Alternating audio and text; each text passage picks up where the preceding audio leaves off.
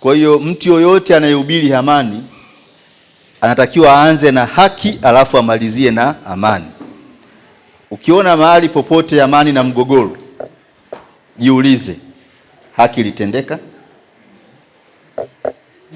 Ukishapata majibu, matokeo yake yatakwambia kama sasa tunda litakuwa ni amani au itakuwa ni kinyume chake. Kwa hiyo niwapongeze viongozi wa dini kwa kweli kwa kuendelea kuhubiri amani, kwa sababu taifa lenye amani ni taifa ambalo rahisi sana kupata maendeleo. Lakini msisitizo wetu mkubwa, lazima tutambue kwamba amani ni tunda la haki.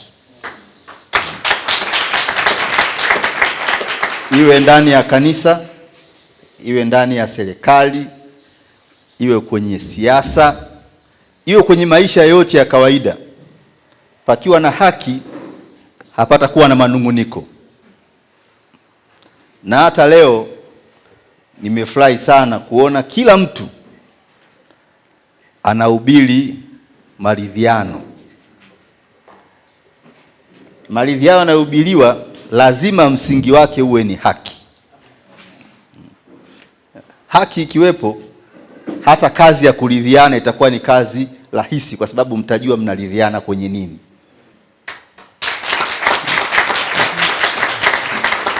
Na kwa mtu yeyote ambaye anataka haki na amani viende sambamba, atataka maridhiano ambayo yana ukweli, yana nia thabiti na yanalenga kulirudisha taifa kwenye misingi yake, ambayo kila mtu angefurahi kuona tuna taifa lilokuwa imara, lenye upendo miongoni mwetu.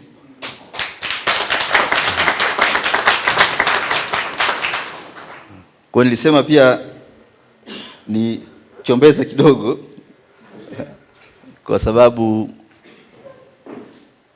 taifa likiharibika hakuna atakayepata faida. Na kazi ya kulijenga taifa ni kazi yetu sote, sio kazi ya kikundi fulani cha watu. Na hatuwezi kulijenga taifa kiujanja ujanja. Lazima tulijenge katika misingi ya haki na kweli, ili tuweze kunufaika na tunda linaloitwa amani, ambalo kila mtu anasikia raha kulila.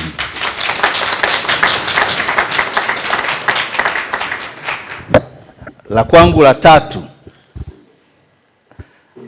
nitumie pia fursa hii kwa kweli, pamoja na kuwashukuru kunialika, lakini pia na kuwashukuru sana wananchi wa jimbo la Arusha mjini.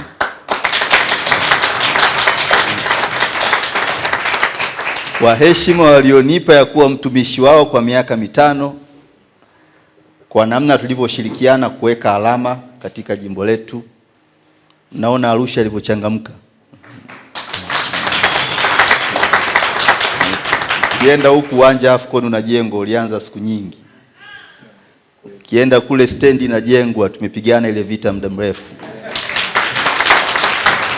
Ukipita huku masoko yanajengwa, si Kilombero, ukienda kule Murieti, ukiangalia barabara za lami zinajengwa. Miaka yote 5 ulikuwa huo ndio wimbo wetu na vita yangu ndani ya bunge. Na kwa mujibu wa taratibu, wale ambao mnajua taratibu, bunge lililoisha bajeti yake ya mwisho itaisha tarehe 30 ya mwezi wa 6 mwaka 2026. Wewe ukiona kuna vurugu za maendeleo huko, jua bado ni masalia ya kazi ya bunge lililopita. Bunge jipya liloingia ndio bajeti yao ya kwanza wanajadili hii. Watamaliza Ijumaa ijayo.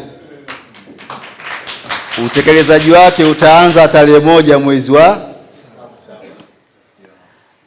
Kwa miaka 5 ijayo nitakuwa na kazi ya kupima vitendo na maneno. Nitakuwa na kazi ya kupima utumishi uliotukuka na mbwembwe.